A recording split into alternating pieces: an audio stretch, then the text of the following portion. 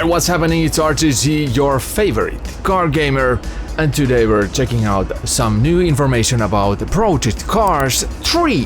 The game is coming up in end of August 2020, and there are a serious hype about it in simulation circles, but there's also something to be scared of, because this is now for more gamers, less simracers game. Or is it? For anyone who has ever heard Project Cars, this game is the Dark Souls of driving simulations.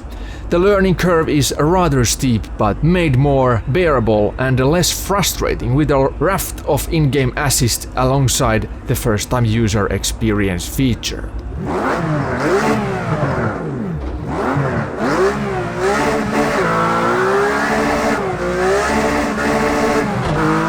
A new tool that only presented in Project Cars 3, the FTUE First Time User Experience, allows players to fine-tune their experience without having negative taught all technicalities such as the driving assist options and AI difficulty and behavior.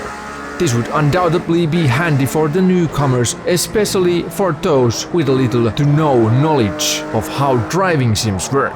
While the marker system does make racing a more enjoyable affair for newcomers, a large portion of technical handling and mastery boils down to consistent practice and a lot more experimentation on the player's part.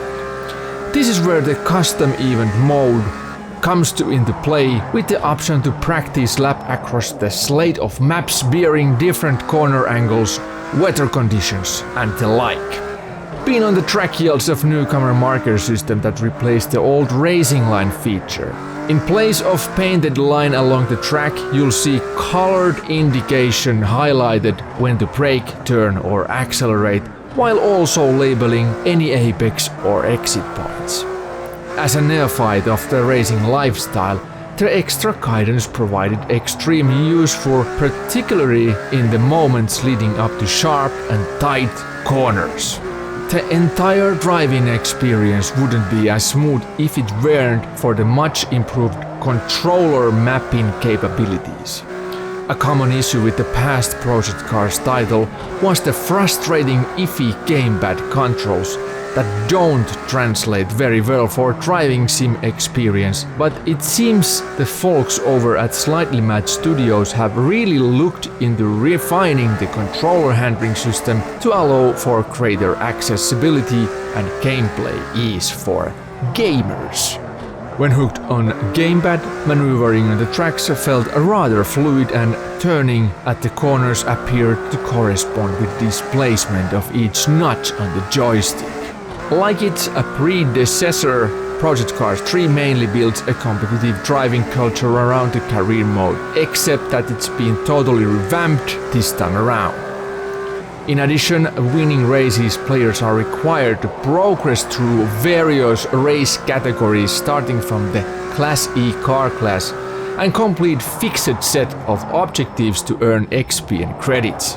The progression system is sound, for it allows for gentler learning curve with a gradual build up higher difficulty levels, while also encouraging players to gun for better performance through the 3-star rate system.